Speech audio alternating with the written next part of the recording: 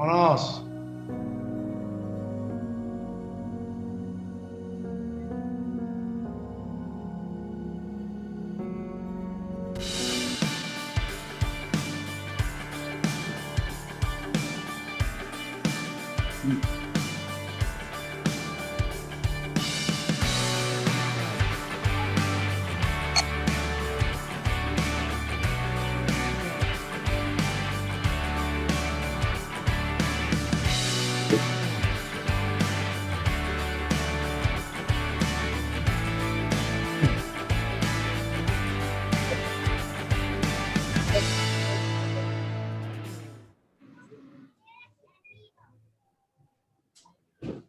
All right.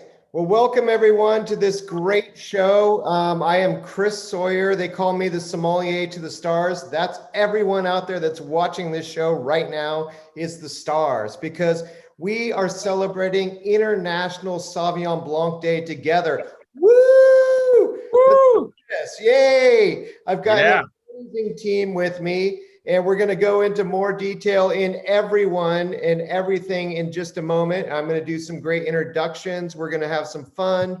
But I want to thank you everyone for being here today, because this is a special day every year. It's really the first Friday of May. It really is kind of the opening point to when we go into kind of summertime weather, and we start getting ready for excitement in the glass. And there's nothing better to start out an evening with great Sauvignon Blanc. And that's why we wanted to do this right at 5 o'clock here on West Coast time, but also around the nation, 8 o'clock. And we've got some of our great people from Chile and Uruguay. We're a little bit different there in those time zones. But the fact is, we're here to celebrate the same thing. Sauvignon Blanc is real, it's ready, and it's all about us tasting it today. So I want to thank once again St. Superi for really sponsoring this great gathering of all of us together. And before I go into more detail on each person, I want to just say, please feel free to chat and send in some great questions.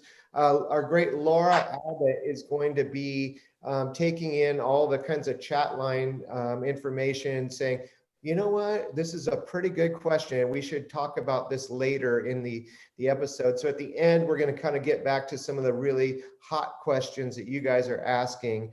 But for right now, we're going to get really into the thick of things. So without further ado, I am Chris Sawyer. Once again, I am a sommelier and a national wine writer. I am a true lover of Sauvignon Blanc, and we will get into why I love it so much in a moment. But I'm going to introduce also Michael, who is, I'm not seeing him on the screen, but he is somewhere. There he is. Oh, there's Michael Scholes, the great Aussie who came to America to become a great winemaker at St. Superi Winery back in 1996. He started with the team there. He's going to go into some really great detail about St. Superi's legacy of growing this amazing grape. And what we're talking about is not just a small planting, but a big planting back in the early 80s when Sauvignon Blanc was happening, but not on a scale like we have it today. So I really want to thank you for being here, Michael, and this is going to be really fun. And thanks once again for your help in making this one happen tonight. Glad to be here. Yeah, and so moving down the line, we've got Sophia Aria, and she is our great friend from Chile. Yes, you heard it right here. Chile is in the house tonight. We are not just talking about Chile, the country, but we are talking about a very special area there, which is Casablanca. A very great coastal region outside of the main city of Santiago. We would go due west, and we would come out to this amazing area where everyone wants to go out to the resorts there, and the cities are so fun out by the beach, but it's also a very great area for growing grapes. And we're going to go into way more detail with Sophia in just a few minutes. The Ritual wines that she represents, Ritual is really a spinoff of Veramonte, which some people know that brand, but it's really more important about there have been some amazing sites on these vineyards through the years that have been identified, and now they are being bottled completely separately. And this is our exploration of Chile through Sophia's mind, and these amazing, what we're going to be tasting in the glass as well. Over to her left, at least as far as I'm seeing on the monitor, is the great Christian Wiley. And Christian is the commandant at Bodega Garzon, and this is in Uruguay, everyone. I am lucky to have visited Christian before. This piece of property is the real deal in Uruguay. For a lot of people, if you know a little bit about Uruguay, the first thing you're going to say is to not, to be or to not to be. In this case, we're not talking about the red grape. We are talking about why Sauvignon Blanc works there as well. And this is an amazing piece of property that I think you're going to learn a lot about, and you're going to want to go visit Garzon, which is this little, actually, it's, if we could see a little bit further out there, and I know that Christian's got some really good parts of the map that we're going to be able to see, but it's really not that far from the ocean. You can really see the ocean out there from where they're at, but it is an amazing piece of property. And we're going to go more into the details about why this works there, and why, yes, Tannat is very well known, but why is this such a great grape there?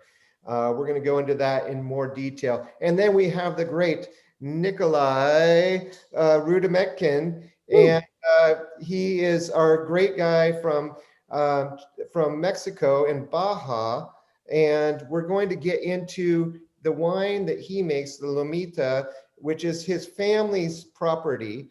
And so he really represents this, but he is also here in the United States learning. He's really more of the viticulturalist, which is a great perspective to have for when you get into why do these grapes work, and why in Baja, Mexico in particular, and what is he doing with his own brand, which is a great project in itself. So we're going to go into more detail on that. And Laura Abbott, I do see you there just for being you. You're just special to me, and you love to drink Sauvignon Blanc, so of course you're loving this right now. So I really want to get into more detail with each one of these. We've got it set up where we're going to kind of go through, we're going to get through the perspective from Michael first, but I'm going to give you a little bit of a lowdown on why Sauvignon Blanc has been successful through the years and where we're even at this point.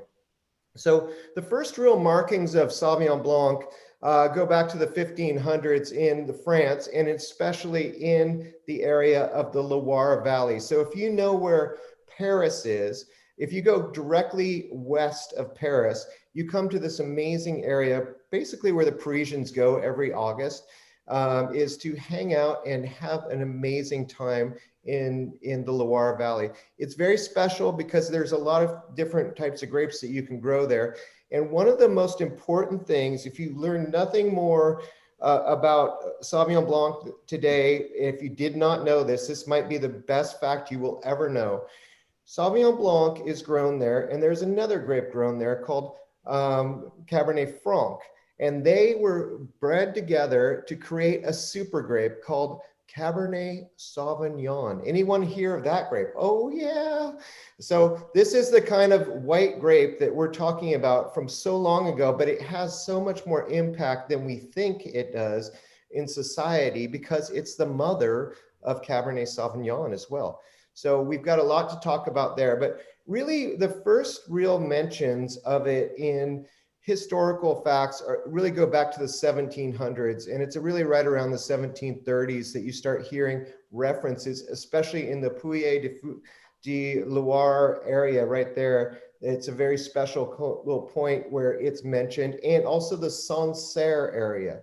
These two areas today are among the best places in the world to, if you think about Sauvignon Blanc, but they are also kind of like the mothership part. Where we're really talking about where it was discovered, it was replanted, it was bred, and this is where it really began. Now, give it a few hundred years there, and we start breeding it and taking it down to Bordeaux. And so this is also the main Bordeaux white grape as well. So this and Semillon and Muscadel are the three main white grapes that are grown in the Bordeaux region of France. So they are very, very important as far as that area is concerned, but it really started in the top part. And so right now, I've got some stats here. France is still today the number one producer of Sauvignon Blanc in the world. It's about 3,100 or 31,000 hectares. But believe it or not, that is only about 3 to 4% of the production overall in all of France. So obviously some of the red grapes have come along, and this other grape called Chardonnay became popular as well. Number two in the world map is New Zealand. And I think that this is a very important part here, is about the history of New Zealand. So it really came in about 1968. New Zealand got some cuttings. They were what we would call clone 1, which is the basic kind of cutting that we got in California too of Sauvignon Blanc. 1968 doesn't seem like that long ago. And to be really honest, that's kind of when the New World got into this. And so New Zealand today has about 24,000 hectares and is about 69% of what is produced in the country. So that is a huge difference. And obviously they made a huge impact starting in the 1980s and moving onwards. So that's a huge part of it. And as we're going to find out from Sophia too in a few minutes, believe it or not, number 3 in the world is Chile, of all places, about 15,000 hectares, and that's about 7% of the grapes produced there. So how did it come to California, and why are we, with St. Superi so excited about telling you more about this? Well, it did come in quite a bit ahead of time.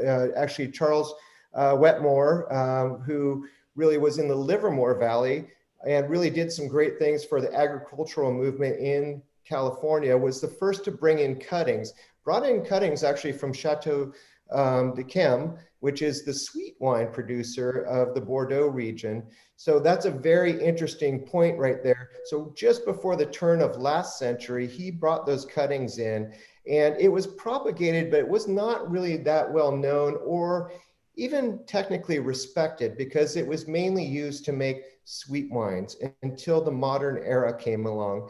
And at this point, there was a place in Napa Valley called the To Kalon Vineyard.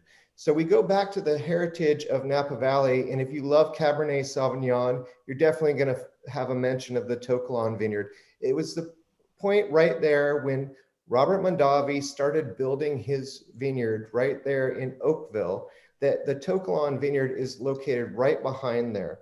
And as he progressed, starting his Cabernet Sauvignon program and all of these other kinds of wines that he ended up making, he also started working with this one block that was planted there.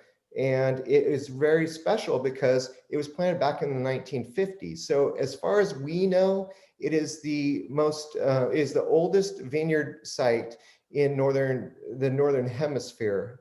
So that's a big deal and a big start for how we got into the New World. So I think that this is a really good starting point right there. Now, the problem that Robert had was that it's very hard to sell a wine like that if no one knows what Sauvignon Blanc is. And in fact, he thought that, it was kind of hard to even pronounce Sauvignon Blanc right there because Cabernet Sauvignon was not very popular. So he decided to make a business move and call it Fumé Blanc. And that is traced back to the words that were used to describe it back in the Sancerre region as well, back in the 1700s. So it's got some historical basis there. And as far as marketing it, could he do it successfully? Of course he could. He was Robert Mondavi. So he was able to build this brand up and put it in people's mouths and on the tables, and actually get it on airlines and at Macy's groceries or Macy's wine shops across the nation, and have people go, I like Fumé Blanc. So he set up the path for us to be successful. It's really when New Zealand wines started coming into the United States that it became very popular. So we understood that we have a breadth of big brands that can come in here and taste very different from one another. And we're going to go into more of a detail in this in just a moment. But I think that that gives you a perspective of where we've come. Napa Valley is still one of the top producing areas of Sauvignon Blanc in California. Sonoma County obviously has a lot. You go back to the Wente family in Livermore Valley, who does a great job with Sauvignon Blanc. I think about Sauvignon Blanc from down in Santa Ynez in Santa Barbara, and all these other areas like Paso Robles, Arroyo Grande, and other areas that have a warm climate. So this is not a cool climate grape, even though it can be in moderate temperatures. It likes the heat, and it likes to also be chilled down at night a little bit. So where we find a lot of it in Napa Valley is mainly in the valley floor, especially in the areas where the old orchards were back in the 1970s that got pulled out. And the deep soils were a little bit too much for Cabernet to be successful there. So they decided to plant Sauvignon Blanc. And that's why we have such a good like a good amount of it is grown right there in the valley floor.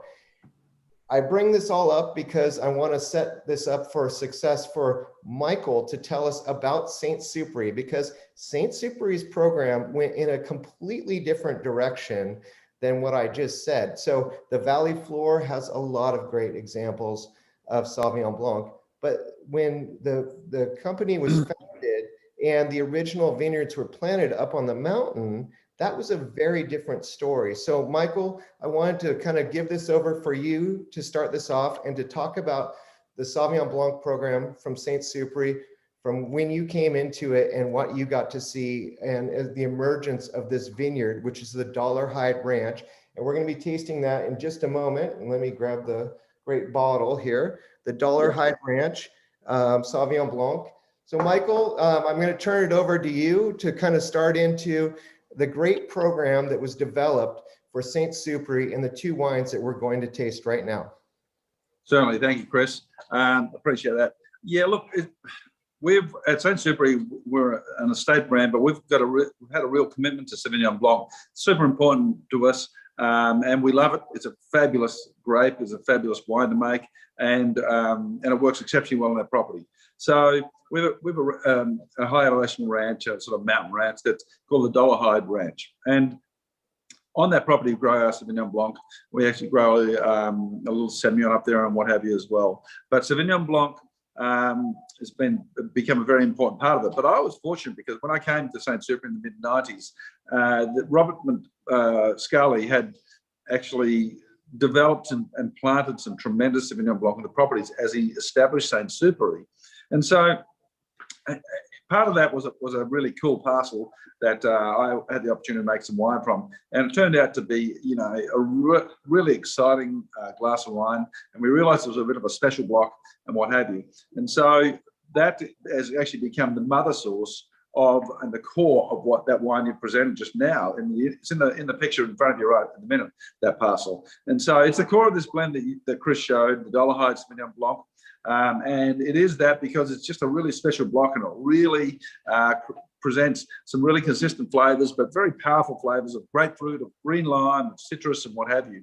And it became the mother source of our vineyards of the future, which is now.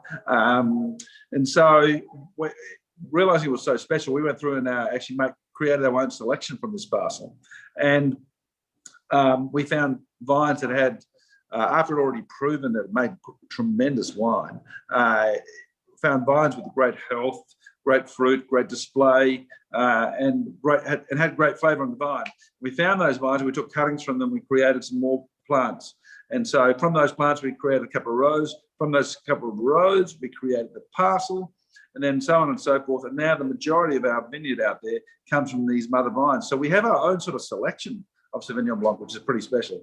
And it has created this wine, but also created the other wines we do, the other Sauvignon Blancs we do, and has brought along that flavour profile that we love so much, that works so well on our property in our location. And remember, we're a state, so we're very much as these bottles of wine present a sense of place there, and creates that sort of pink grapefruit, green lime, that citrus sort of approach. But it was from the vision of Robert Scarlett when he first planted these vines. And that parcel now, that mother block, as I call it, I mean, that's an older parcel of Sauvignon Blanc, which is pretty unique. And, you know, there's something just a little special about old vines. They just have a little bit of integrity, a little bit of a magic that's kind of unique. And, you know, you can't plant an old vine. So when you have that asset, it's kind of a little bit special there, Chris. Indeed. Absolutely. Yeah. I completely agree. And you came from Australia. And so there were plantings there in Australia. I mean, it kind of caught on down there in Australia. Obviously, New Zealand was very successful, but also Australia. You kind of grew up, you knew what Sauvignon Blanc was before you got here. Yeah. Listen, I made some Sauvignon Blanc in Australia. I grew up in the Barossa Valley in Australia. And one thing that's unique about the Barossa was it had a significant amount of Semillon planted, more so than Sauvignon Blanc. But because some of the tasks I have in the day incorporated different districts, I was making wine out of the Adelaide Hills, which has become renowned as one of the great Sauvignon Blanc producers. And continues to be today. And they took a little bit of a leaf out of the New Zealand book, handbook, as to the approach to winemaking and try and make that style. It's forward and opulent, and it's crisp acidity, and it's bright, and it's a very clean sort of style. So yeah, I've been making a little bit of wine there. But when I came to California, and particularly to Napa Valley, particularly here to Saint-Super, you know, we are Napa Valley. We're not New Zealand. We're not Australia. I might be Australian, but we are Napa Valley. So you have to take that and respect your place and your terroir and what you're doing, and that's what we've done. But we did bring a little respect from that flair of winemaking technique that the New Zealanders, the Australians do. And with that, we created the Estate Sauvignon Blanc. Now, this wine here. And so with the Estate Sauvignon Blanc, this one's all tank fermented. And the goal is to capture the opulence of fruit, the opulence of place, and what that can be here on our estate vineyard here in the Napa Valley at Saint-Super. And so we did that, and it's, you know, we've had tremendous success with doing that. And of course, when we went on to the Dolomite Sauvignon Blanc, you mentioned initially there, Chris, we've taken that style and we've sort of expanded on that a little bit with that wine to make it slightly different Sauvignon Blanc. But, you know, it's pretty exciting stuff, pretty fun. I agree. And so I think that this is the important thing for everyone to know is you have so many, how many acres up there right now? It's like... We have acreage with about 200 acres, a little more than 200 acres of Sauvignon Blanc. Sauvignon Blanc. Everyone out there, get this grip. This is the biggest vineyard of Napa Valley with Sauvignon Blanc by far. And the fact is, with this mother clone, you've been able to separate out different parts here. So we've got two examples right in front of us of two different styles. Tell everyone a little bit about how you approach it as far as selecting which grape parcels kind of go in, or which grape blocks, as we would call it, go into each of these blends. And how do you kind of bring out the special factor with your winemaking techniques? Yeah, so, I mean, the Dolomite Sauvignon Blanc, so a gold label actually can't. The core of this wine is made from that old mother source. And remember, you know, the clone we have is not that dissimilar to other clones, but what we have is created our own selection, and that is unique to us at Saint-Super, which is pretty cool. But what we do with those wines is the Estate Sauvignon Blanc.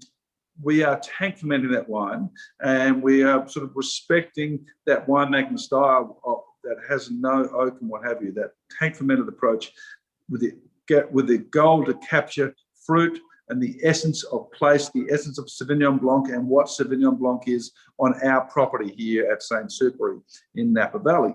And so that wine presents that. And because of that selection is so driven by pink grapefruit, it's so driven by green lime and citrus aromatics and what have you. Sure, there's a little bit of a tropical note in the background. There's a hint of passion fruit occasionally, but also you can even see a hint of caper in there that comes along with that green lime sort of spectrum and so forth, which is really interesting. And that's what that wine does in the Estate Sauvignon Blanc. It brings to you what that property is and what Sauvignon Blanc truly is. It's really, really cool. Now, the Dollarhide Sauvignon Blanc does the same thing as well, but it pays a little homage to what you mentioned again a moment ago, and that's Robert Mondavi's Fumé Blanc. And so with his Fumé Blanc, it was really quite interesting. I came from Australia and was drinking Australian wines, New Zealand wines were oak free, and then Robert Mondavi had this barrel fermented wine, calling it Fumé Blanc and what have you, with a spin from the old world, being Fumé. And so with this wine, we've taken a little bit of a vision or homage to what Robert did in those days, and we've incorporated a bit of that barrel fermentation approach. But when I say that, with the Dollarhide Sauvignon Blanc that we have here, the wine is still over 80% tank fermented. So we want the fruit to drive, we want the opulence of fruit and what our Sauvignon Blanc is on our properties. But the other part, we barrel ferment in new French oak barrels, which is kind of unique. So new barrels, they impart quite a lot of oak flavour and aromatics, but also these barrels are quite toasted. So they bring in a real toasted element, this really background, seductive sort of toasted feel to the wine and what have you. As an individual component, that oak is really quite powerful. But because we blend these together to create this final wine, the oak becomes this background subtle thread. That background toasty seductive note is is a supporting cast, not the main character. The main character is still that tank fermented wine that is really driven by grapefruit, green lime, opulence, and what have you, right there. So it creates a wine that has a lot of interesting qualities. It's a little more complex and really fun, exciting wine. So fruit is the driving force, fruit is the main character, but it has these other supports. So different styles, different approaches that we create here with our Estate Sauvignon Blanc versus the Dollarhide Sauvignon Blanc. So yeah, it's kind of exciting, Chris. It really is. And I want to say one thing too. You also developed another great little side project called Vertu. And that really, to me, for us as sommeliers, writers, and everything, I think that kind of really started the rebirth of Sauvignon Blanc in America, and it really helped it because it's much more like what we would call a Bordeaux Blanc. Yes. So when we talk about Cabernet or Merlot being the base of, obviously the red wines that we talk about. Now we've got Vertu here, and this is really more of a it's Sauvignon Blanc, but it's also got Semillon in it. So now this goes back to your heritage there in Australia, but also definitely back to the Bordeaux region and what they taste like. This is a very complex wine, whereas this one, the regular estate, so drinkable, so yummy, so just friendly. You just want it for the refreshment factor. And I feel like that this is a big point there that you just made about Dollarhide and why it still is about 80% from stainless steel. And that's because there's one very distinctive thing about Sauvignon Blanc. Well, two. First of all, it's got great acidity. This is just like, it's bursting. It wants to get out of those skins and be your friend really bad. But it's also about freshness. I'd say that if there's one word that you could say is exemplary of Sauvignon Blanc, it's about capturing that fresh fruit flavor. And I feel like you've done a great job, especially, in the Dollarhide, even though it's a more sophisticated style. This is what we're starting off as we go into summertime and everything right now. I mean, I'm thinking about a nice little, give me some, split pea soup, but make it chilled split pea soup, because that's what I want right now. I want refreshment, but I want something that's going to match up with something that's a little bit more complex than just a great salad that's going to go wonderfully with this. So we'll talk about our food pairings in a few minutes, but I think that the Vertu definitely needs to be mentioned because it really kind of almost went to where the Fumé Blanc was for Robert Mondavi and kind of went to a different level that we didn't know we could really do in America, especially in California. I think you and the staff and St. Cyprien overall has been a great pioneer for that movement. Yeah. No, I appreciate the kind words. It's good. Yeah, the Vertu is a fun wine. It's interesting from a winemaking perspective because it has a bunch of different aspects to it. It's really interesting because Semillon's a major player in that wine, and Semillon is an interesting wine that is very shy when young, but you give it a little time and it steps out of its shell and shows some really interesting aromatics and flavor profiles of lemongrass, lemon butter, and so forth. Really fun. Whereas Sauvignon Blanc, on the other hand, is opulent forward early, but depresses with a little bit of time. So you put the two together and they both have a turn to have some time on stage. And so Sauvignon Blanc shows when it's young. Semillon starts to present its magic when it gets a little bit of more time in bottle, maybe 18 months, 2 years, 20 or 30 months or so. You start to see Semillon come forward a little more. Pretty interesting wine. Also incorporates a little more barrel fermentation and so has some nice complexities and so forth involved. The Vertu is really a cool blend, and certainly it's a winemaker's pleasure because it's really has a lot of different aspects to that wine. So it's cool. Yeah. Absolutely. So since we're going to be talking about so much more, I want to kind of take us down to a different zone altogether. So this show today is about the Americas. It's not just about California or America itself, but what are the Americas? The Americas are also the Southern Hemisphere of the Americas. And that's why we want to go to Sofia and to really talk about Casablanca Valley in Chile. Once again, this is a big deal down there for the white grape. It is the main white grape grown in Chile.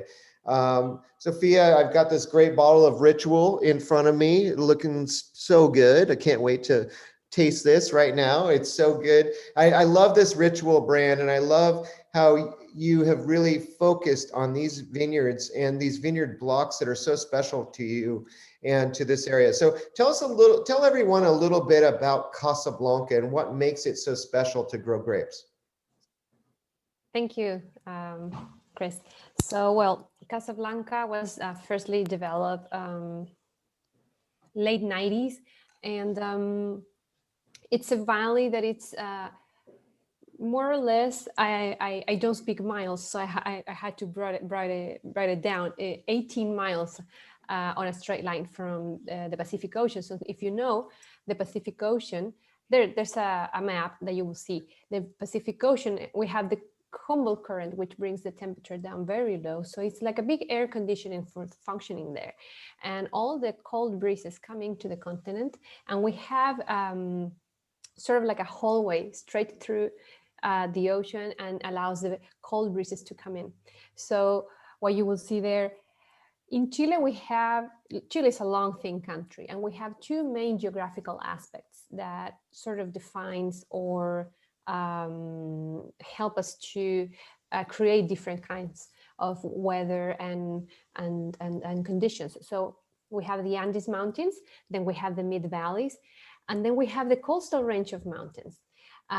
So the coastal range of mountains is not as tall and steep as the Andes Mountains, but it still has height enough to stop these cold breezes from the Pacific Ocean coming into further into the continent. So whatever land is on the west side of the coastal range of mountains will be a much colder area. It's with a higher level of humidity. Whatever is on the eastern side of the coastal range of mountains, it's a warmer spot, and it's a different kind of condition. And if we are thinking viticultural wise, it's more suitable for red varieties such as Cabernet Sauvignon, Carmenere. On the other side of the coastal range of mountains, we have this beautiful fog coming in every day, and it's very nice for Sauvignon Blanc, for example, and some other varieties such as that's the fog that you are able to see, Pinot Noir, Chardonnay, and some others. We have our main estate located there in Casablanca. More or less, it's a 400-hectare property. And Sauvignon Blanc is one of our main varieties that we work with. And actually, we were kind of pioneers thinking that the Sauvignon Blanc development in Chile was morely based on field selections by then. A lot of what we call the Sauvignonas or the Sauvignon Vert. So it wasn't the development that you were able to see in New Zealand with a very specific, fresh and very characteristic style of Sauvignon Blanc. So Casablanca was the first area to be developed as a high quality, premium quality kind of Sauvignon Blanc with a very strong typicity and all those beautiful aspects of the Sauvignon Blanc that Michael was even talking about recently. So we started working with clonal material, and we develop our Veramonte because we on Ritual we are under the same family as the Veramonte wines. So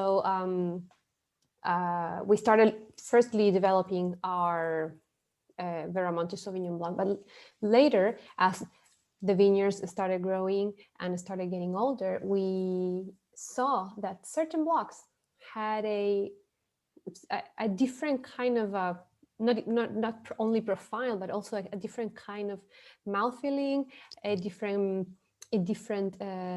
even potential. So we started developing something different, and that's how Ritual came along. And by the way, Brian, do you think you can go back to the map, please? Just a quick. Well, doesn't matter, but there we go. Okay, hold on. Let's see. Oh, there you go. Yep. This map. Thank you. As you can see, the Viñedos Veramonte is right there, circled by a black line. It's from eastern to the west. Is the first property developed in this region that you will see. It's almost like fingers. It looks like a hand. So it's quite a broad valley. So there's sub-regions, and our estate is located on the warmer spot. So we are able to develop this riper and richer kind of Sauvignon Blanc. And we thought it was very, very well to develop a style with barrel fermentation, for example, with a much bigger mouth feeling and a different kind of profile that everyone was back then developing. So Ritual came along, and we wanted to give a more gastronomical profile and also a more rich sort of profile to the wine. So what we do to differentiate it from our Veramonte Sauvignon Blanc, we handpick our grapes, we whole cluster press them, we want that structure from the tannins, and then we barrel ferment a portion. We also have concrete egg-shaped tanks that allows us to keep working with the lees. And a small portion will also remain in stainless steel. And every year we will see what's the best mix in between those three components. Usually we will go much deeper into the fermentation and the barrel fermented ones because we want that richness from the mouth, and we do a very, very detailed lees work. We will steer the lee every 10 to 15 days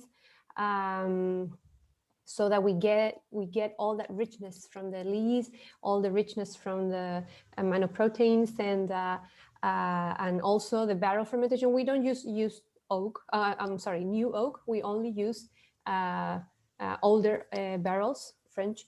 So we do not want that powerful oak note.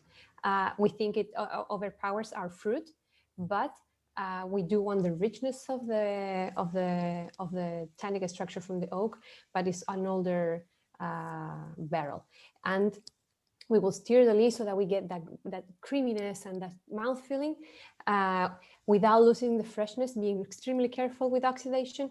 And then we will blend it at the very end. And also we are very careful with the sulfur use. We do not want to go crazy on the sulfur and the sulfides. We usually keep it down very low until the very last minute. That's a little bit of the winemaking techniques and the profile that we follow. Also, it meant for us to start looking for main differences at the vineyard. So the blocks that we started selecting were actually the ones that we had the different clones that we were not using for the Veramonte. So we are using a different kind, different from one, which is the most planted in Chile nowadays for Sauvignon Blanc. So we found that the 242 and 107 for us worked very well with richness and a different kind of profile that works very well for this wine. Yeah, I think that's great. And once again, I mean, what an amazing commitment to quality. And one thing that I really get out of there, and it kind of goes back to the map that everyone saw, and also for me, having visited Veramonte and that vineyard, is really you come out of like the capital city of Santiago and you kind of go through the mountains and then you kind of come out there and you're right there. You're just off to the right and like, wow, this is crazy. But what I get out of the nose is another quality that is so special about Sauvignon Blanc is it can have an herbal essence to it. And in this case, I mean, it smells almost exactly like just really fresh herbs, and especially thyme is what really comes to my mind. I mean, sage, you could argue that too, but I think it's got that thyme. And you look up at the mountains, what's growing there? Wild herbs. It's part of the environment. I think that you have captured that so well inside this glass. It makes the mouth feel great. It's got a great round kind of texture to it too, but it's still got that acidity that's really backing it all up. It's filled with flavors and it's just so delightful, but it's very different from the Veramonte, which is out there for everyone to have next to the pool and just to start out the evening. This is a sophisticated wine, and that's where we've gone with Sauvignon Blanc. I think this is an excellent example of that. Yes, Chris, that's all the purpose that we were looking for. And now that you mention it also, it made a lot of sense for us to start working that way. We really, really wanted a wine that talk about the terroir and our specific state in Casablanca. We work our vineyards organically. We think that's the way that we allow the vines to grow, and then ultimately the wines talk about the wines. So and ritual, actually the blocks that we get our ritual wine from, were the first that were worked that way 22 years ago. So yep.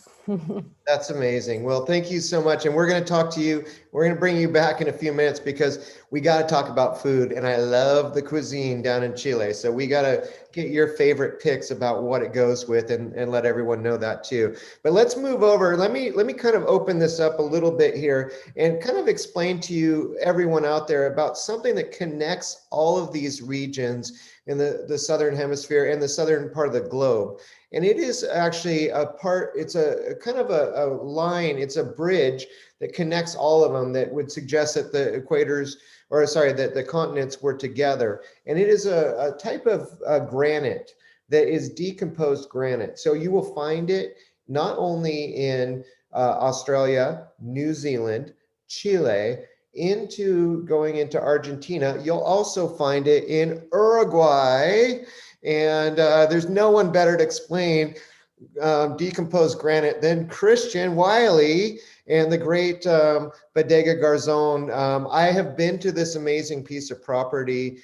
Christian, we had so many great types of food there. You know, you're so into cuisine, but the fact is, this is just a very special white wine for you, and it works in your vineyards. Tell us a little bit about your setting there and what makes this so special and why you have so many different types of grape varieties. But why is Sauvignon Blanc so important on your estate property? Hey, Chris, top of the night here. It's almost 10 p.m. Thank you for joining I've been us. working on this beautiful wine that amazingly arrived half an hour before the live.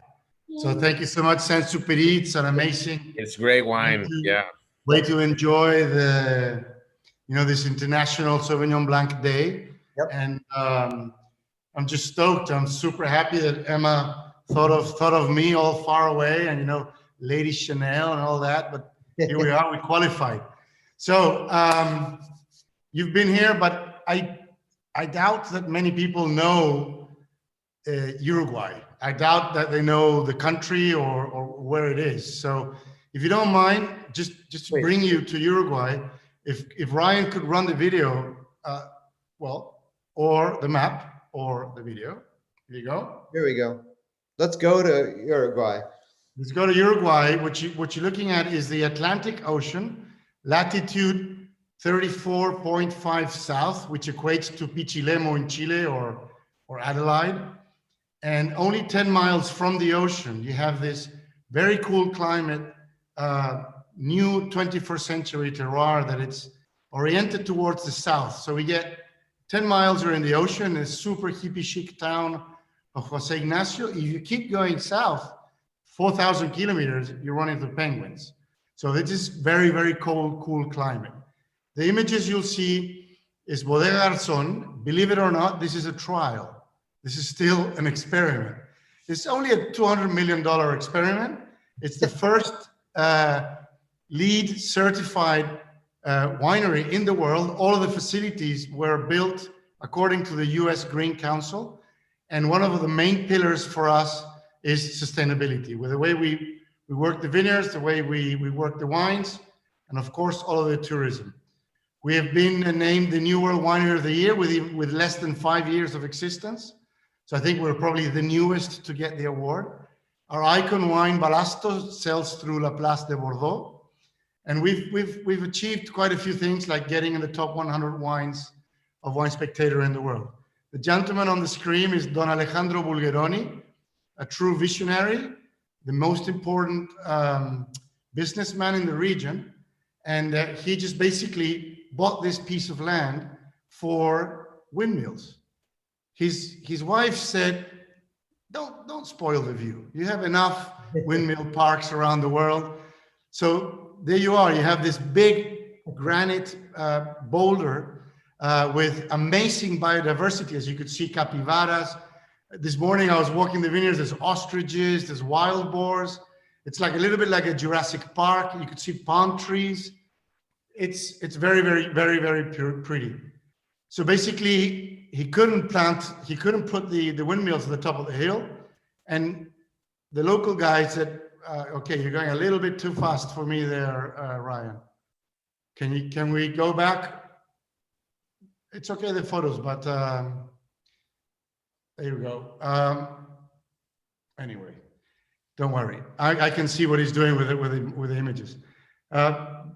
He hired, or he made good, broke good bread with El Dottore Alberto Antonini, Capo di Tutti.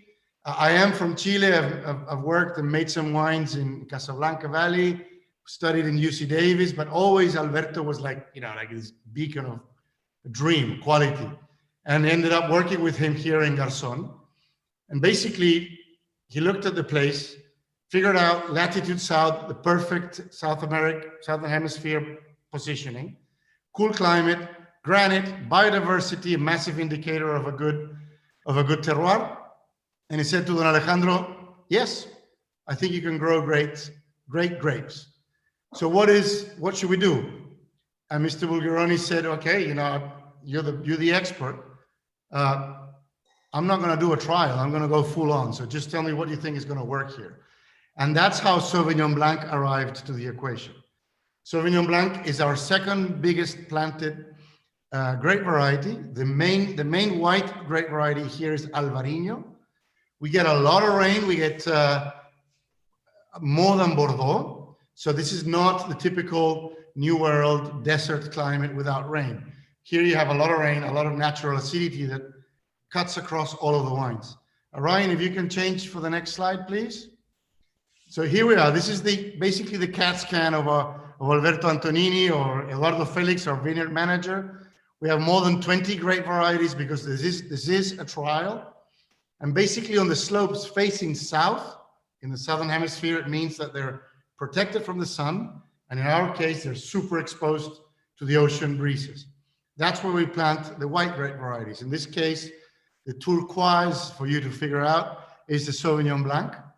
And the first vineyard was planted in 2008. We have the equivalent of 40 acres, but the way the images and this map will show you, we have more than 1,500 plots in the estate. About 80 of those are Sauvignon Blanc. So we have 1,500 micro terroirs. It's fantastic. If we can see the next slide, please. Right, there you go. This is what's below the ground, and this is our secret weapon. It's the granite you were mentioning, but it's special because this is the mother rock. This is what broke in Pangea. You find it from Nigeria to Angola on Africa, and you find it from the Sugarloaf in Rio de Janeiro to Punta del Este. It's 2.5 billion years old, and it's so. This is a thing you want to. Can you switch me back? There you go. This is a special treat by the Hulk. Yeah. Oops. Yeah, the Hulk is crushing the rock, everyone. Watch him crush this. This Well, is it's just breaking. It's amazing.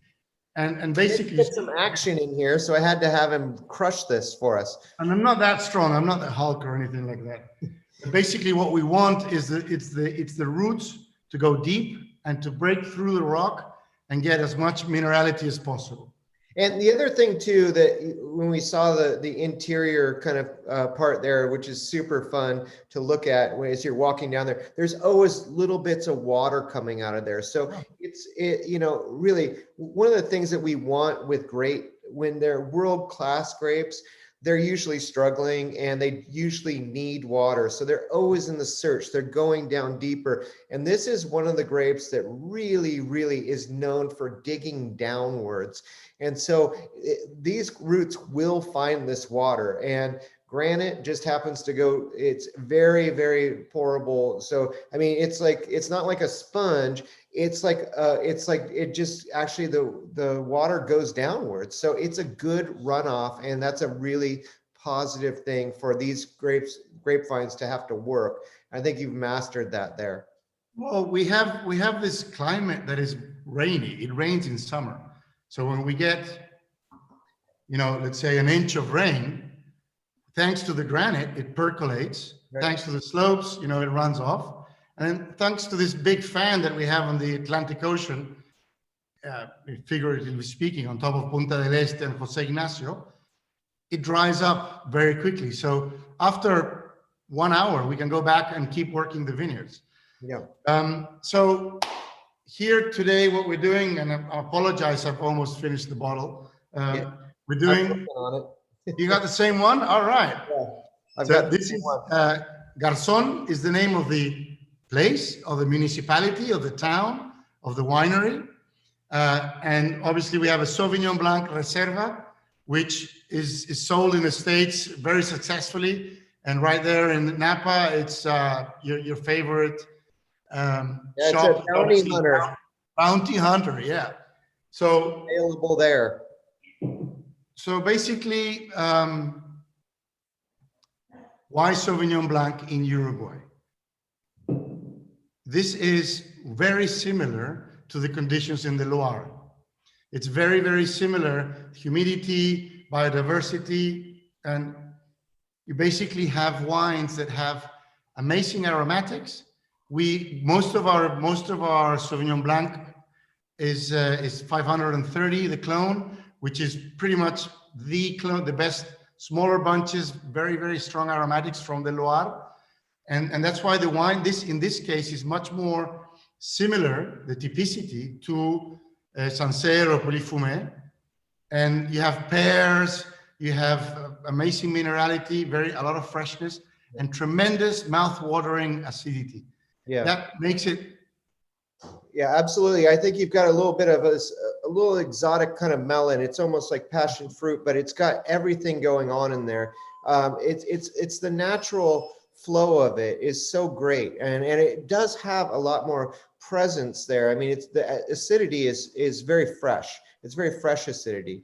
So I feel like that's a great little touch there too as well. You asked me to say what else we're doing. As the vineyards get established and the roots go deeper, we went finding those best plots. And this is a singularity area of the estate, the single vineyard Sauvignon Blanc, which we released in 2019 harvest. And I wanted to just have a little fun with you guys in the Northern Hemisphere, because this is a Sauvignon Blanc 2021. Yeah. This is we call tulip. Yes. A tulip sample. It's cement tulips. The single vineyard Sauvignon Blanc we actually ferment in cement.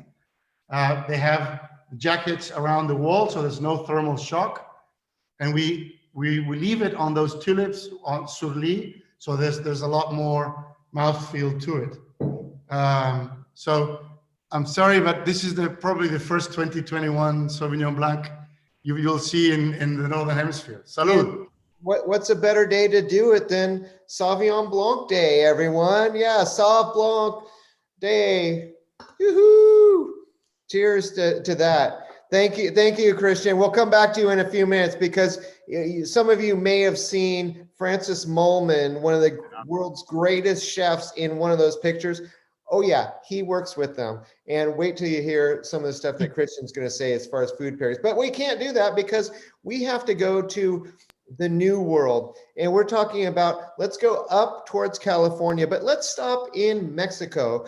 And let's go to Guadalajara area, and Nikolai and your family. And Nikolai, this is one of the most important things about your family's property there and this amazing brand is that, you know, the Lomita is kind of your baby, but your family is very well known for Chenin Blanc. And Chenin Blanc, I love it. And it was very, very popular in Napa Valley. And do not think that it was exactly what it like. We look at Sauvignon Blanc today, there was a lot more Chenin Blanc in the old days in Napa Valley than there is Sauvignon Blanc today. It's very fashionable, but you have found some special places there in your family's vineyards to capture this, and especially for your own projects. So let's talk a little bit about that, and why is Baja on fire right now? Definitely, Chris. Yeah. First of all, I want to say thank you to Saint-Supéry for organizing this and for all of you guys to be here joining us for Sauv Blanc Day. And yeah, there's a lot of really interesting things happening in Baja.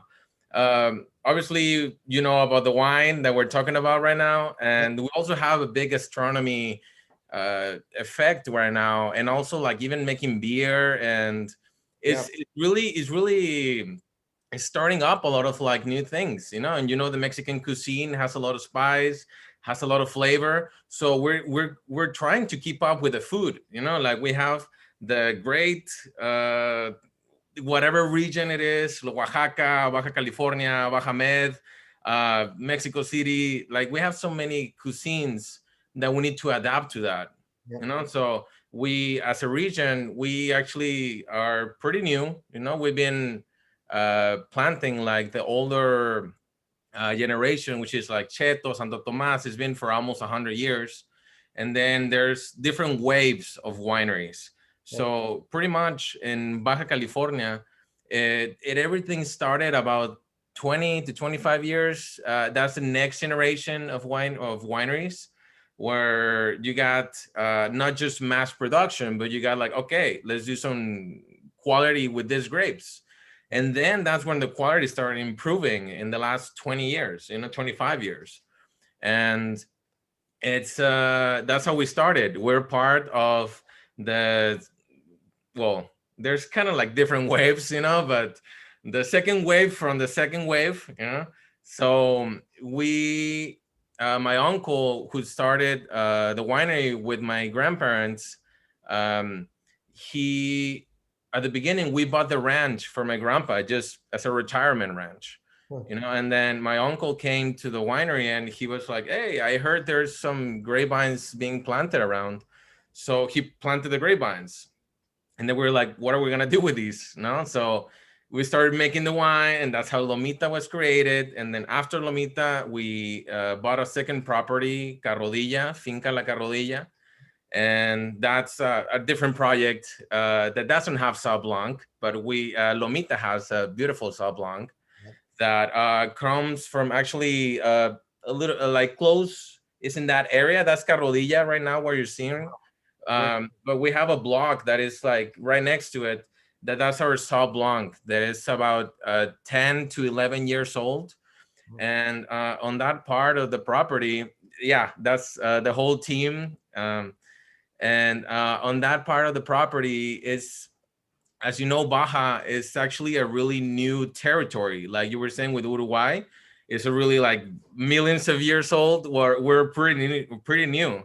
We are, Baja was on the water, I don't know, maybe around 2 million years ago or something like that. Like I still find shells in the vineyards. I still find a lot of stuff. So Yeah, so the soils are not well mixed. They're actually all around, you know, because they haven't had the time to adapt and to settle into a point. So in a little, like just a few yards away, a few meters away, you see these huge changes of like you can have a really heavy clay that is so hard to work with, and it's hard to get drainage. And then right next to it is this really good sandy loam, you know. So and for Sauv Blanc, it's a sandy loam soil. And as you know, Baja, we also have the water problem. Like it's not like, yeah, we wish we had a little bit more water, but this Sauv Blanc does really well because it is in this, like I said, it's sandy loam soil. So the roots can go deeper and deeper, and that can find water. So it's interesting that just by driving around the winery, it's always the block, you know, that it's just the greenest, the biggest, it's so vigorous, but at the same time, we control that bigger. Right. So, and as you might hear, some of the wines, like you said, like with the mixed soils and the coastal influence and everything, has a lot of like a little bit of minerality as well, that it brings some richness into the wines. Absolutely. What do you like about your wine? What do you love? What are the signature characteristics so far that you've been able to identify? Is it the green apple? Is it the pear? Is it the melon? Yeah, definitely. Let me tell you right now. It's when I opened this in the morning because I wanted it to air it a little bit, but I tried it also. So at the beginning, when I just opened it, it was a lot of like pineapple and a little bit of like green melon, and it had some orange blossom and some lime, the yellow one, lime, like the crust. Yep. And yeah, it's nice and fresh and tropical. And the good thing about this wine also that I actually got to try Saint Super wines too yesterday. It was really nice balance, the acidity. Because like you mentioned, we actually are more famous for our Chenin Blancs, and we also mostly red grapes as well. Yep. So this Sauv Blanc block, it's just really interesting. It has that acidity on the TA total. We have like 6.2 grams per liter. So it's definitely there. It's definitely present, but at the same time, it's well rounded, and it also has like we pretty much dry all of our wines, so we ferment them pretty much until the end. Yep. And this one is 0.19 grams per liter. So that little bit of sugar, that little bit, the tiny bit, it brings a nice round circle. That's amazing. You know, I just think that you were just explaining some of the differences there too. And it's like the soils are very kind of similar to what we have in Napa and Sonoma, say, and even in California in general, because it's not like one soil, it's a bunch of different soils. And I know this is the same thing for Michael up in his block. Like it's not all the same. It's not cookie cutter. It's not one dimensional. There's a bunch of stuff up there, and a lot of it was pushed up from the ocean, and then it kind of congealed together with clay, and then there's volcanic matter and all this stuff. But I think what you have a very interesting thing there is you're closer to the equator, even though not that far, but you are able to get those more tropical fruit flavors, which makes a lot of sense when I'm in Cancun and drinking your wine. So of course I want to, or Cabo, or even like Ensenada, Rosarito, you know, even San Diego, we're an hour away, you know. Yeah, so I think that's why for everyone, I think that Nikolai is like, he is the example of the future of Baja. I mean, I think that you really have and your enthusiasm about Sauvignon Blanc is what brings us together today. So I'm going to start you off because we're running out of time, Nikolai, but you're going to be the first one. Okay, you're talking to the biggest Mexican food lover in the world right here, me. Tell me what you love with Sauvignon Blanc, your Sauvignon Blanc. What do you like to have with it? Well, definitely we have our own restaurant behind Lomita. It's called Lunario.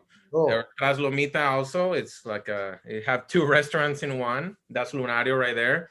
I'll And that's visit. the inside of Lunario. As you can see, it's like open up, and Lunario means like moon watch. So you can see the stars, you can see the all the nature around you. And yeah, this is the setting. And then you can go next to the taco plate. Oh my God. You guys have to try this. This is so amazing. This is the taco, the crab taco that Sheila does. It's our chef. And this is so great. It's literally the whole crab that is just fried. And I don't know, she does her magic, but it's just crunchy and so flavorful. And it's also fresh, and it's just like straight from the ocean. And then you have the Sauv Blanc to pair it, or a Chenin Blanc, you know, something nice and acidic that even without the lemon, this will bring the citrusy into it. I love it. It's got like it looked like cucumber in the back end, but I could put some avocado with that. But that lime, I just want to squeeze that lime on top of that thing right now. Seriously, yeah, no. But it's great. So thank you, Nikolai. You're awesome. That's Baja, everyone. Sophia, here we go. So we did make a mention of one thing at the beginning of your presentation, Sophia. Is the thing is that Chile is very long country. It's a very long country. It's not wide, it's long. And it reminds me so much of California, but it's just thinner and it just goes down. You have so much coastal influence. It's ridiculous. And that's why I love going down there. And I will say one thing too, the development of the food culture down there, when I started going in the 90s and moving onwards, it's gone to a different level. I mean, in the beginning, they had the raw commodity of just, you could get any kind of fish that was fresh right off the ocean. And there's so many good agricultural zones for the fruits and vegetables. But I think it's the sauces and everything that's really kind of come into a different being. What do you like to have with your wine?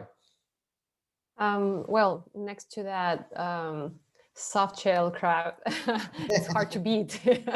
But you mentioned that we have just over 4,000 kilometers of coast. So one of our richest or biggest sources of food is the ocean, and all kinds of seafood is just probably what I most enjoy with our Sauvignon Blanc and most of the wines. But even though Peru is better known for ceviche, we have our Chilean ceviche as well. We have our versions of ceviche.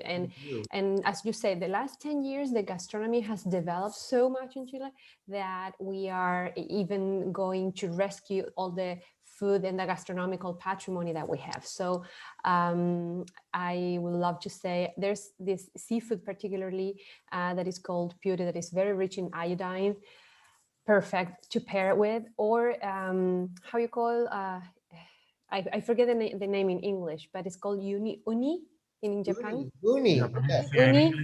Yeah. Sea urchin. Sea urchin. Thank you, Chris. Yeah. Yeah, sea urchin. Wonderful. I mean, that's Erizo. probably one of my top. And oysters, of course. And if you want to go even like on a heavier kind of pair, cheeses like creamy cheeses, and soft cheeses, it will also be a very good pair. But go for sea urchin. That's Absolutely, you got me there. I'm sold on that one. No way to miss it. Yeah, one that I might think about too, like with this one, because there is a grapefruity kind of characteristic. It's almost more pink grapefruit too. And remember, we were talking about that with Michael. I might like make a ceviche that's so fresh, but also squeeze some grapefruit juice in there, and then also put some avocados in there, because the texture of this, it really works. And then put some, cilantro, that's fresh cilantro, and just like expand out and just like, who says you got me hungry there. all the rights to ceviche? They don't. Everyone does on the on the West Coast. And I'm sorry, and I have to say, it cannot get any fresher in Chile. I mean, I live by the ocean, actually. I'm two steps away. No, that's awesome. Thank you so much. Thank you. Christian, here we go into Uruguay. And one of my favorite things about coming down there, I mean, Francis Molman, one of the greatest chefs on the face of the planet, is like really your consulting chef. And if you guys don't know this from a Napa Valley wine auction, he came here, about a decade ago, and they had to basically take out parts of the Meadowood golf course just to have him do his cooking around the pits. So yeah, that's how big he is. They'll take out parts of Meadowood golf course just for Francis Molman. Tell us a little bit about what you like to pair this with that Francis makes, or what you just love. Yes. Well, love Garçon all the way. Francis is obviously celebrity chef, the king of fires. The restaurant we have has a patio de fuegos, with 7 different ways of cooking with fire, and then like a Michelin star kitchen as well. It's been rated by Decanter magazine the #1 restaurant in a winery in the world. So I've gained about 10 kilos since I arrived here 6 vintages ago. The math is not good. Now, when it comes to Sauvignon Blanc, we're all about market food, super fresh. We change the menu 6 times a year, and we're always working with the artisan fishermen around Jose Ignacio. What we have been playing around with Sauvignon Blanc and Alvarinho, but in this case, we recommend un tiradito, which would be like a sashimi or un tiradito with of corvina, or it could be on a good day when you're fishing is great, of lenguado, soul fish. It's just fantastic with some onions and just, fresh lemon with Sauvignon Blanc.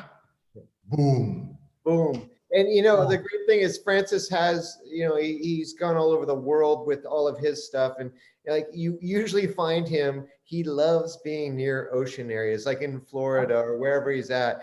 He loves that. And I think that's a great call right there. And I just think that the sashimi, and I think this exemplifies a really important thing that we're talking on, and why we need to talk about Asian cuisine, and especially Japanese sushi.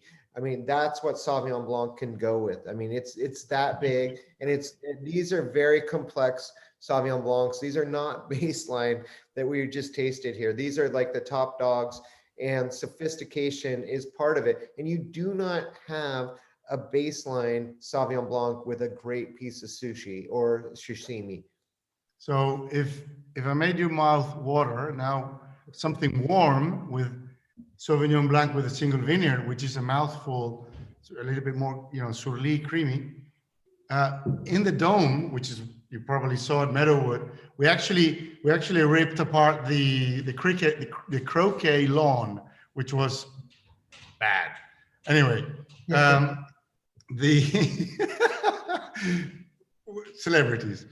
On the dome at Garçon, it's built in a way that you can put on the side of the dome bamboo trays of bamboo, and on top of that 25 kilo, 50 pound black sea bass that it's smoked for 9 hours. 9 hours with Sauvignon Blanc from Garçon. I better taste that to make sure you're right. Oh, it's impossible to. Yeah, you're gonna come back, man. It's impossible to describe a dream, but by all means, visit Garçon someday whenever you can travel again, because there's a lot going on here. It's very cool. So Laura, has Michael left us? Is he still with us? Okay, so Laura, come on. Still here. Oh, you're there. There you are. Yeah. Okay, so you've got so many different options. I mean, that's the great thing about Saint-Supéry. You make actually not 3, but you actually make 4 different kinds. And I will say one thing, we did mention concrete. And this is one of the most amazing things that I got to taste with Michael and Lara when I was doing a story for Napa Valley Life recently. And just the 3 of us sat there and we tasted through all 4 of them. It was a fantastic experience. But so there's the dollar hide, which is amazing, but there's also, I would call it the silver label, because this is gold label. Here it is, right here. Yeah, there it is. It's a silver label, and it is made in all concrete egg. So, or just concrete in general. So concrete is something that, what is the advantage to concrete for you? Well, it's a great question. I mean, I don't think it's an advantage of either one wine or the other, but what I think it does is it gives a wine a little bit of a lean to a different personality, but very interesting personality in the fact that it's concrete. Concrete is it's a tank that's made from elements of earth, right? And so concrete is very mineral-like, and that's what you see when you ferment in this concrete. Is you get more minerality towards the wine. But bear in mind, Sauvignon Blanc has a lot of minerality anyway, so it builds on that. But you think about the minerality, or think about what you smell when you're in a forest with a stream running through it across the rocks, right? Yeah, that sort of wet rock sort of feel, that wet rock. There's aromatics in the forest. You smell that. You see a little bit of that coming through in this sort of wine here that's not in the other Sauvignon Blancs. So clearly the concrete fermentation is having some contribution to this wine, but it makes it super interesting. It also has, it's not, but it feels like a salinity, which gives this sort of really vibrant sort of freshness to the wine, like ocean spray freshness, which is kind of cool. It's pretty exciting sort of wine. Very cool. Very cool. Yeah. What's your favorite pairing? Like if you had like one of them, you're like on a deserted island and you're like, oh, this is the one I want, because we could talk about, and we do usually with the Sauvignon Blancs from Saint-Supéry. We do whole shows on just everything you can pair with these things. What's like your favorite? Well, if I'm on a deserted island with just one bottle, I hope I'm on my own so I don't have to share it, right? Yeah, exactly. Although I do like to share my wines, there's no doubt about that. Look, I mean, the estate Sauvignon Blanc is great with a salad, a vinaigrette salad. Lay a bit of seafood on the side, it's spectacular. The Dollarhide Sauvignon Blanc, it's got a little bit of that oak, 5 months early, so it's more creamy, more textured. That wine there, I like to have a little pasta with sort of a white creamy sauce and what have you. That's fun to do with that. The concrete Sauvignon Blanc, that's a fresh ocean spray sort of salinity sort of feel. It's great with some bright, fresh seafood, whether that's just fresh squid or fresh oysters, scallops, oysters, particularly oysters. Yes, and I don't think you need the mignonette with that because it creates the mignonette for you. Yeah. So yeah, a bunch of stuff. You talk about sashimi and you talk about sushi generally. I mean, Sauvignon Blanc and that fresh Sauvignon Blanc and fresh food like that is spectacular. It really is amazing stuff. And I'd go one step above too, just with the Vertu. There's up in Healdsburg, our great friend Dustin Villette and his great things there. His scallop dish that he has the puff pastry over the top, and you kind of have to like dunk it down into with this creamy thing going on. And I could see that Vertu just being the bomb there. So yeah, I think absolutely. I think that the point here that we're trying to make to everyone that's watching is that this is how many types of food we're talking about. This is how great Sauvignon Blanc is. And that's why we got the greatest team together to show you what the Americas are doing tonight. I think this is an amazing journey. Laura, do we have any good closing questions? Just a couple of them. Are you there, Laura? Yeah. Okay. The only real interesting one that I have an opinion, but the winemakers would have a better one, is the serving temperature. Yeah. Okay. Good. Let's use a Fahrenheit. Yeah. Well, we would say Fahrenheit. Yeah. We got to say. Yeah. So remember, these are higher end Sauvignon Blancs. So if you just have the baseline, like we're having Veramonte, for instance, like you just chill it and you have a great time with it. It's a refresher. It's wonderful. And it is Sauvignon Blanc, but these are really complicated and complex flavors. So, I mean, what do we think, you guys? I'm going to take the Somm view. I actually like them almost like at cave temperature, just a teeny bit lower. I would probably go about 55 would be my starting point, but I don't have a problem if they go up a little bit because it's the expansion of what they are. You want them to kind of come out as your dinner goes along, because in some cases we're talking about, you know, multi-courses with one bottle. This would be a really great thing, is not to go too cold, because these are complicated wines. What do you guys think? Anyone? Yeah, I agree. Yeah. Yeah, I agree, but I also think that a big factor is how hot that day is. You know, Good point, Nikolai. that's like, okay, do I want my wine to be like regular? No, I'll, if it's too hot, I will chill it just a couple degrees more, just so that when I have it, it's refreshing, and then it starts opening up because it will heat up faster too. And I think a point here that he's making that I want to hammer home is, just because we told you all this diversity, you need to buy cases of these wines, not just one bottle. You need to buy cases of them so you have them around in any circumstance. That's how good they are. And I feel like we've got such great examples here of what is happening around the world, but in Americas, you know, let's just say, in Italy, there are great Italian Sauvignon Blancs. There's some really nice ones down in Spain, especially in the Rued. And let's not forget South Africa. I mean, fantastic area there too. This is how great Sauvignon Blanc has become. It is a very big force in nature around the world. And I think that one thing we couldn't express enough is why the aromatics are so important.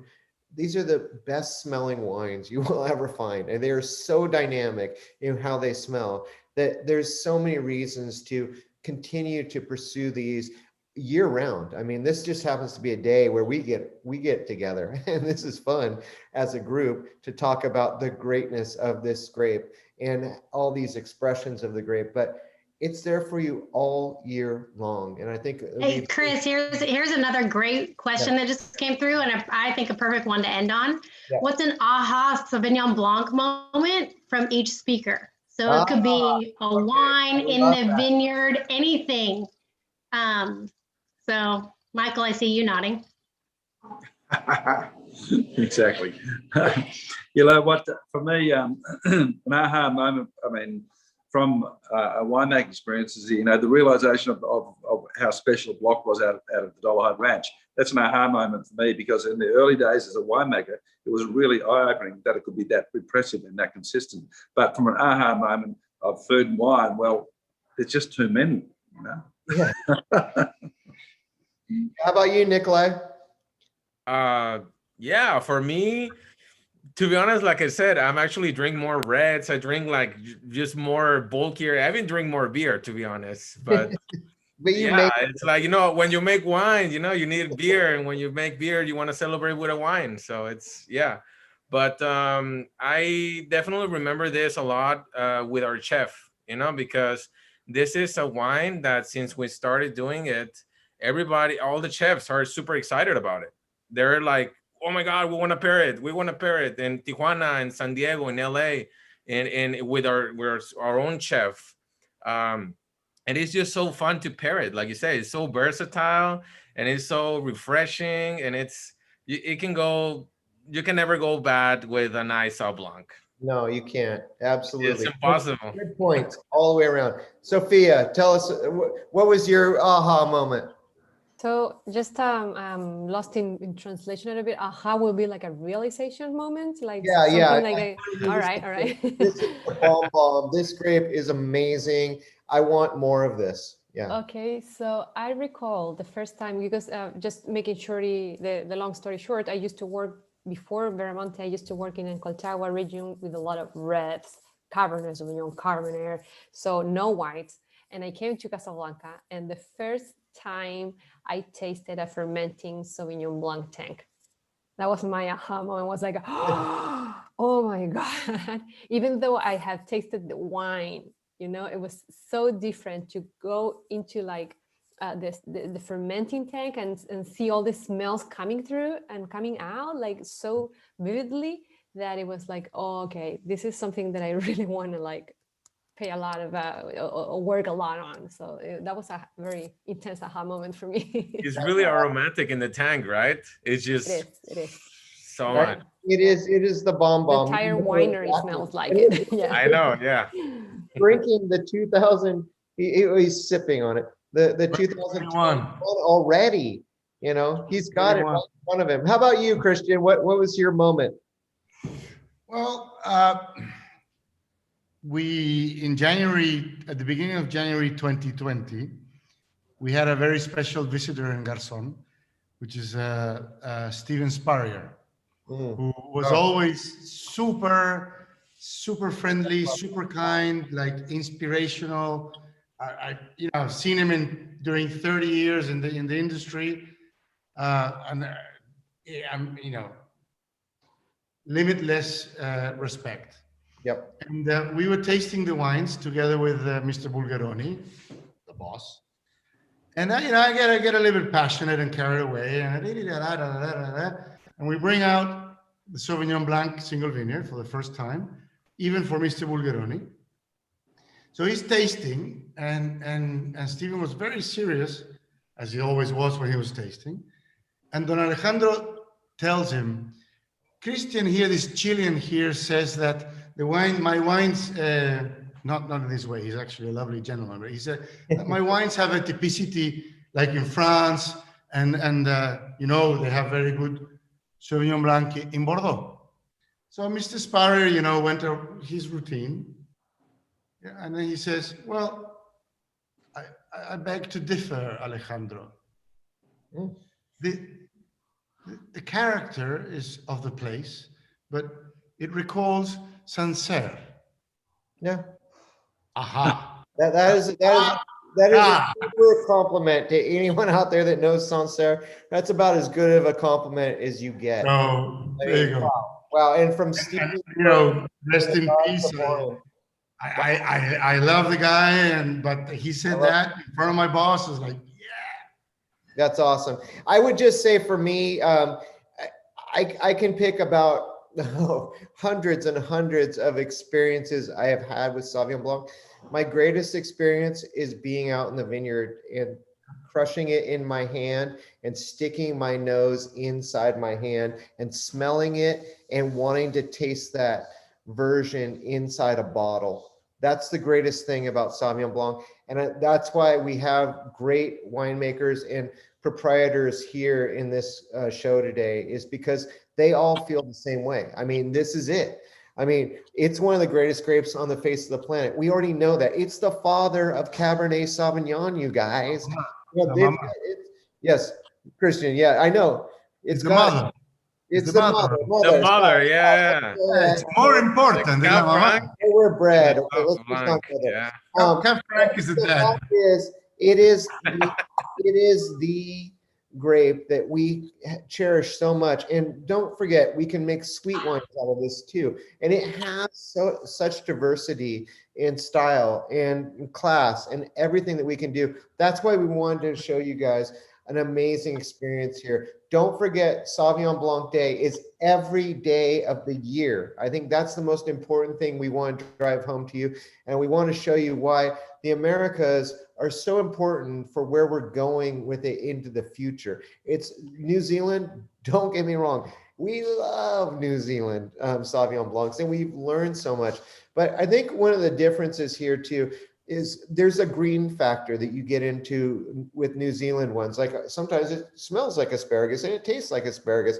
Wow, that's different. This is ripeness here. This is really freshness. And this is a lot of things that we never talked about, those green vegetable characteristics. And that's why the Americas is very special. And I think there's so many things for you guys to investigate, especially with these brands that we showcase tonight.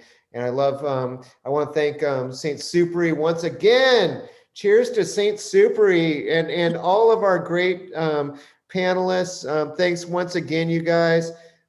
This has been an amazing show, and happy, you know what? Forget just happy Sauv Blanc Day. Happy Sauv Blanc weekend to everyone. Absolutely. Happy Sauv Blanc Day, guys. Weekend. Excellent. Cheers, you guys.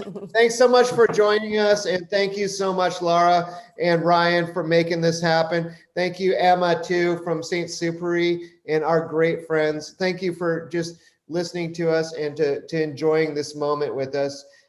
These are great brands for you to know, and I'm so happy to be the host for this show. Cheers. Muchísimas gracias to San Superi. I have some San Superi wine for the weekend. Yeah. Bravo. Cheerio. Thank you. Thank you so much. Cheers. Cheers, everyone. Cheers. Saludcita. Cheers. Salud. Good night. Buenas noches. Chao.